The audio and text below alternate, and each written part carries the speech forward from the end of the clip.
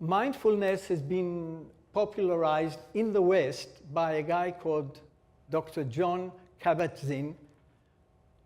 I think he started these mindfulness exercises in 1979, so it's been a while.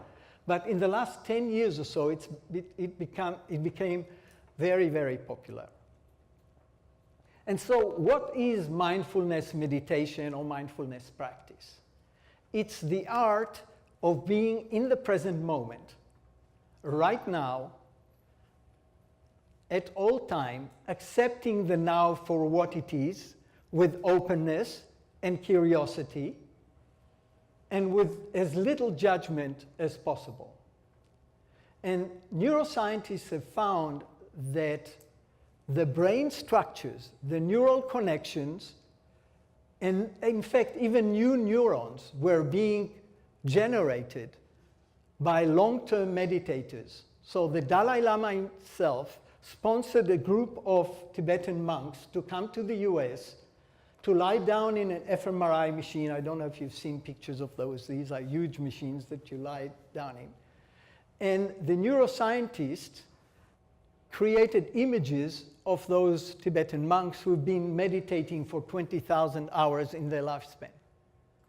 And what they found is that the brain structures of those monks are significantly different from yours and mine. And all of that for one reason, their long-term meditation. But even what's more interesting is that those same scientists found that even after 8 weeks of daily meditation, the brain structures of regular people, like you and me, started to change.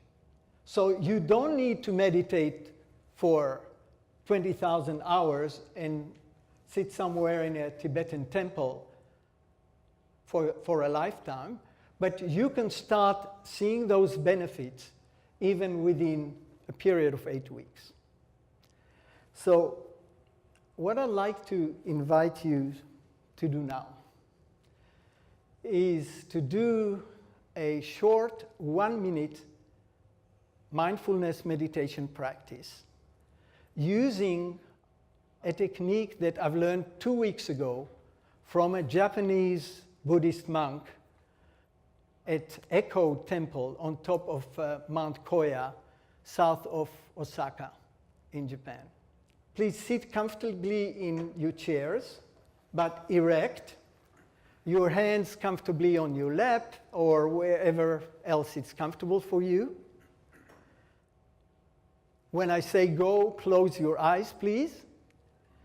And then concentrate fully and solely on your breathing. Breathe in and out through your nose and try and focus entirely on the sensation that that breathing is creating, the airflow in and out through your nostrils, your abdomen, your chest, and try and focus on nothing else but your breathing.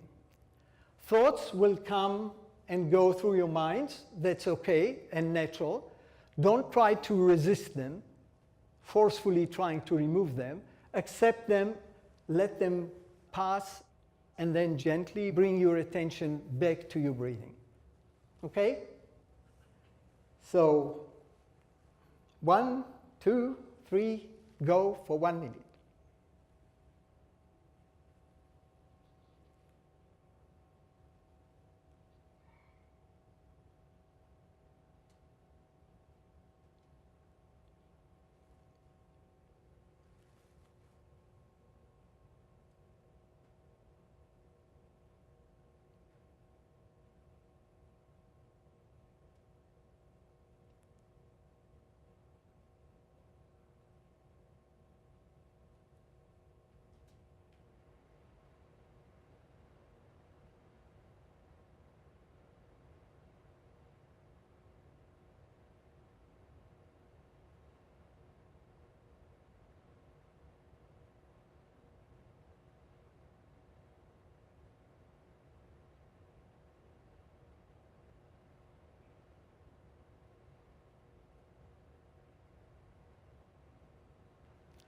Okay, the 1 minute is up. Please gently bring your attention back to the front. And I want to take just 1 minute to ask some of you, what was your experience like? Particularly the extent to which you were able to maintain that focus on your breathing only, or you had other thoughts coming in, flowing in and out of your minds. Anyone would like to share? I found that as I got closer to the end of the 1 minute, my breathing got slower and slower. So that was one observation. Second is that I could hear more of the sounds from the air conditioner and those kinds of stuff. Background sounds, I noticed it was more. And then I kept worrying about my iPhone not buzzing that I was near that 1 minute. Thank you. So the breathing got slower as the minute progressed. Also, the sounds from the air conditioning switching on became more apparent and more present. And then the awareness of and the concern that the cell phone will start buzzing during the meditation. These are the experiences. One more? Anyone? Okay. So, what does this meditation do to our brain?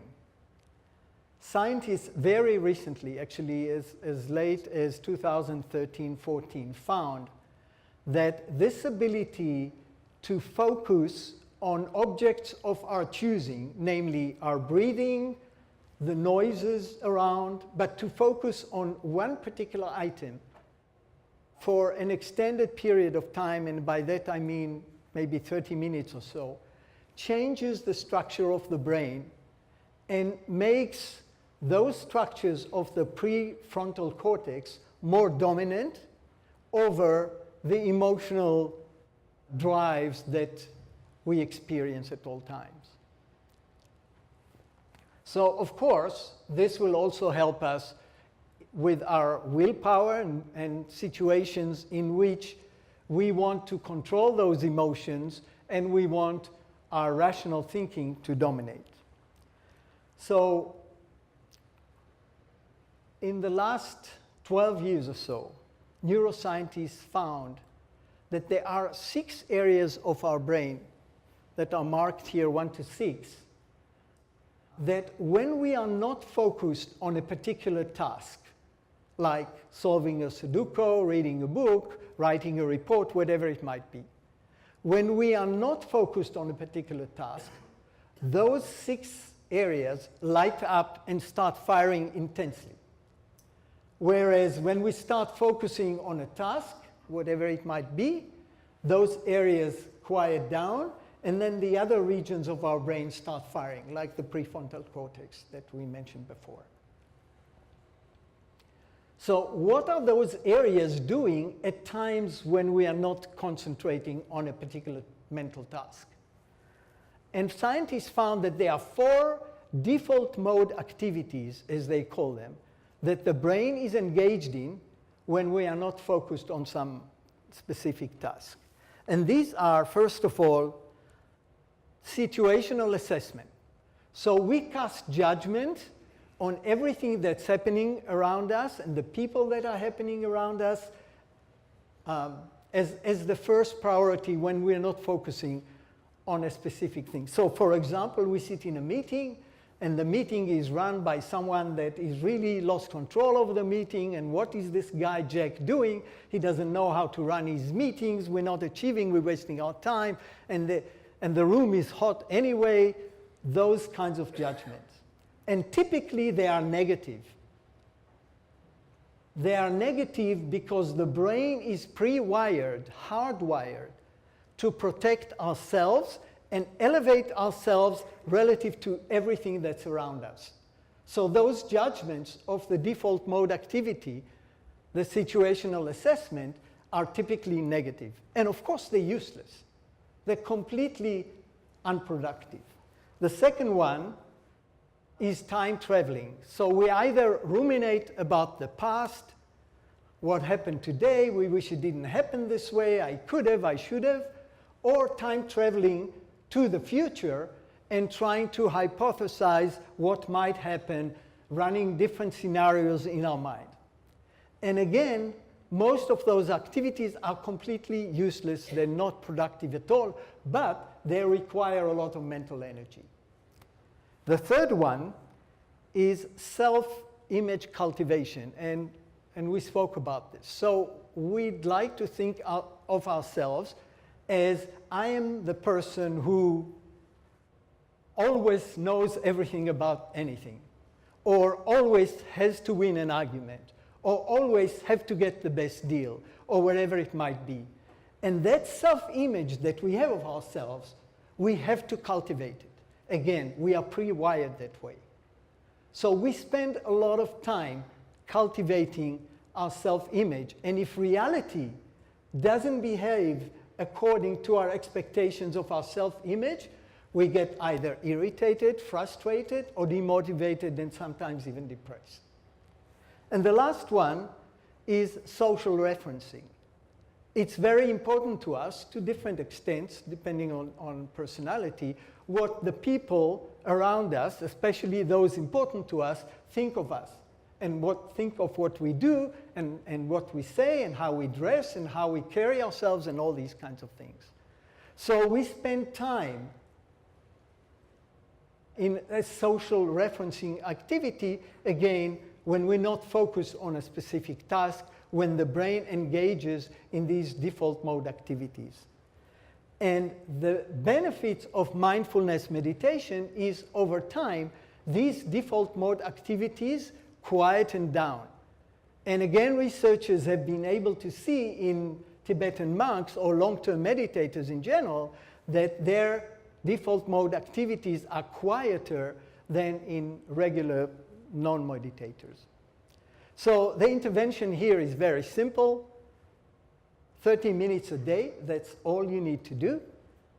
And in fact, researchers say that even 2 or 3 minutes, or even 5 minutes before you get to an important meeting, or before you get to something important to you, even 5 minutes, or when you want to take a break, 5 minutes would also help. But the prerequisite, like the minimum to start seeing a sustainable effect in your brain, is 30 minutes a day. And after 8 weeks of doing this, you yourself will start noticing differences in how you react to your environment.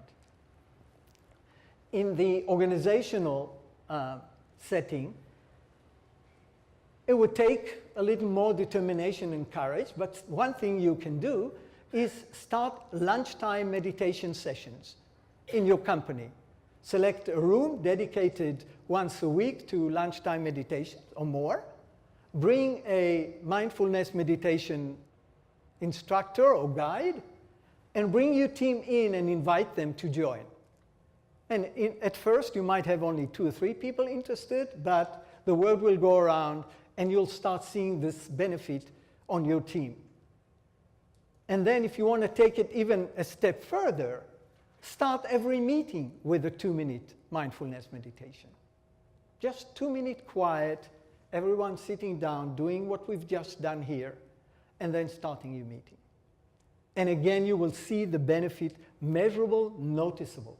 If you do a survey of your team before and after 2 months of doing this, you will start seeing the difference.